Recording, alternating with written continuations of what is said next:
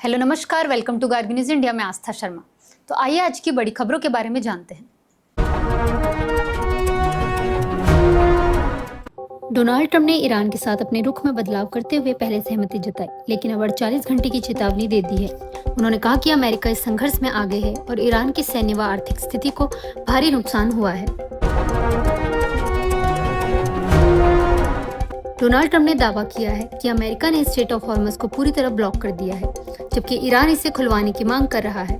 साथ ही पाकिस्तान की मध्यस्थता पर अमेरिका ने युद्ध विराम बढ़ा दिया है ताकि ईरान शांति प्रस्ताव पेश कर सके। पाकिस्तान को इस मध्यस्थता से वैश्विक छवि सुधारने, कूटनीतिक प्रभाव बढ़ाने और आर्थिक राहत पाने का मौका मिल सकता है। भारत के लिए यह सतर्क रहने का समय है, क्योंकि क्षेत्र में पाकिस्तान की बढ़ती भूमिका रणनीतिक संतुलन को प्रभावित कर सकती है। ईरान ने युद्ध विराम बढ़ने के बावजूद शांति वार्ता में शामिल होने से इनकार कर दिया है और इसे अंतिम निर्णय बताया है। तेहरान का कहना है कि अमेरिका ने युद्ध विराम को उल्लंघन किया है और नई बातचीत से पहले नौसैनिक नाकाबंदी हटानी होगी। यूसुफ पठान के ससुर, साले और एक अन्य रिश्तेदार को मारपीट और गंभीर चोट पहुंचाने के आरोप में गिरफ्तार किया गया है। उन्हें कोर्ट में पेश कर 2 मई तक न्यायिक हिरासत में भेज दिया गया, जबकि परिवार ने इसे चुनाव से पहले साजिश बताया। प्राइम मिनिस्टर नरेंद्र मोदी ने पहलगाम हमले की बरसी पर कहा कि भारत किसी भी तरह के आतंक के आगे कभी नहीं झुकेगा। उन्होंने इस जघन्य हमले में मारे गए 26 लोगों को श्रद्धांजलि देते हुए देश के दृढ़ संकल्प को दोहराया। कश्मीर में पहलगाम हमले के 1 साल बाद भी पर्यटन पूरी तरह पटरी पर नहीं लौट पाया है। होटलों की ऑक्यूपेंसी करीब 30% ही है। पर्यटन उद्योग से जुड़े लोगों का कहना है कि घाटी की अर्थव्यवस्था के लिए अहम यह सेक्टर अभी भी पूरी तरह उभरने से काफी दूर है। उमर अब्दुल्ला ने पहलगाम हमले की बरसी पर कहा कि अमित शाह ने ज्यादा भीड़ वाले पर्यटन स्थलों को खोलने पर जोर दिया, न कि सिर्फ आसान विकल्पों पर। उन्होंने बताया कि जम्मू एंड कश्मीर में इस सीजन की शुरुआत में पर्यटक खासकर गुजरात, पश्चिम बंगाल और महाराष्ट्र जैसे राज्यों से आ रहे हैं। पहलगाम में हमले के 1 साल बाद भी लोग भावनात्मक और आर्थिक असर से जूझ रहे हैं। बाईसरन के बंद होने से पूनीवाला समुदाय की रोजाना 8,000 तक की कमाई लगभग खत्म हो गई है।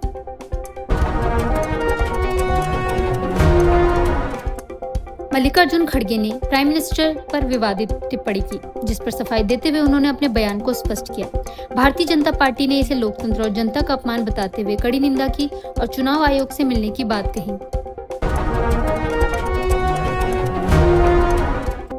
जगदीप धनखड़ ने कहा कि सिविल सेवाओं में महिलाओं की भागीदारी तेजी से बढ़ रही है और उम्मीद है कि संसद में भी यही रुझान दिखेगा। उन्होंने बताया कि 2016 में करीब 21% से बढ़कर 2025 परीक्षा में महिलाओं की हिस्सेदारी लगभग 31% हो गई है और आज कई महिलाएं उच्च पदों पर हैं। इंडियन नेशनल कांग्रेस ने 18 अप्रैल के संबोधन को लेकर प्राइम मिनिस्टर नरेंद्र मोदी के खिलाफ विशेषाधिकार हनन का नोटिस दिया है। कांग्रेस का आरोप है कि प्राइम मिनिस्टर ने अपने भाषण में निर्वाचित सांसदों की स्वतंत्रता और निष्पक्षता पर सवाल उठाए, जिसे सत्ता का दुरुपयोग बताया गया। इलेक्शन कमीशन ऑफ इंडिया विपक्ष की उस शिकायत की जांच करेगा जिसमें नरेंद्र मोदी पर आचार संहिता उल्लंघन का आरोप लगाया गया है। आचार संहिता 15 मार्च से लागू है और 4 मई तक प्रभावी रहेगी, जब 5 विधानसभा चुनावों के वोटों की गिनती होगी। इंडियन नेशनल कांग्रेस ने नरेंद्र मोदी के राष्ट्र के नाम संबोधन को लेकर विशेषाधिकार हनन का नोटिस दिया। इसे सत्ता का खुला दुरुपयोग बताया। कांग्रेस का आरोप है कि प्राइम मिनिस्टर ने अपने भाषण में विपक्ष पर तीखा हमला करते हुए कन्या भ्रूण हत्या की उपमा का इस्तेमाल किया। अरविंद केजरीवाल ने तमिलनाडु चुनाव प्रचार के आखिरी दिन भारतीय जनता पार्टी पर निशाना साधते हुए कहा कि राज्य विभाजनकारी राजनीति को नकार रहा है। उन्होंने एम के स्टालिन का समर्थन करते हुए मतदाताओं से निरंतरता बनाए रखने की अपील की।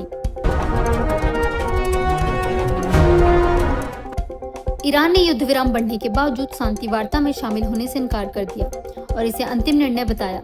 तेहरान ने अमेरिका पर युद्ध विराम उल्लंघन का आरोप लगाया और कहा कि नई बातचीत तभी होगी जब यूएस अपनी नौसैनिक नाकाबंदी हटाए। प्रकाश पटेल ने अपने पेशेवर आचरण पर आई रिपोर्ट को पूरी तरह झूठ बताते हुए पत्रकार से तीखी बहस की।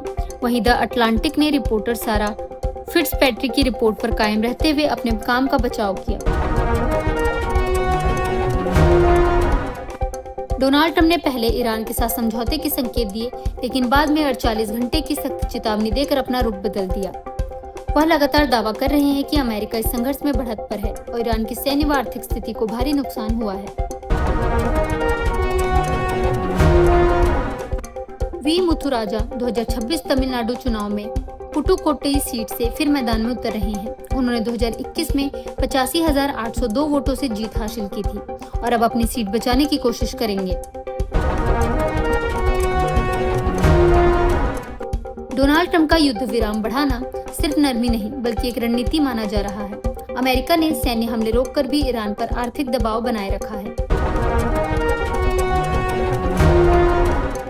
बलेन शाह को पद संभालने के कुछ ही हफ्तों में छात्र संघ पर प्रतिबंध, भारत से आने वाले सामान पर शुल्क और गृह मंत्री के खिलाफ आरोपों को लेकर विरोध का सामना करना पड़ रहा है। इन मुद्दों ने नेपाल में राजनीतिक तनाव बढ़ा दिया है और सरकार पर फैसले वापस लेने का दबाव बनाया है। इंडस वाटर ट्रीटी को लेकर विवाद बढ़ गया है क्योंकि पहलगाम हमले के बाद भारत ने इसे स्थगित कर दिया है, जिससे पाकिस्तान पर पानी का दबाव बढ़ रहा है। रिपोर्ट के मुताबिक अंतर्राष्ट्रीय स्तर पर दबाव बनाकर भारत को झुकाने और पाकिस्तान को फिर से पानी दिलाने की कोशिश हो रही है।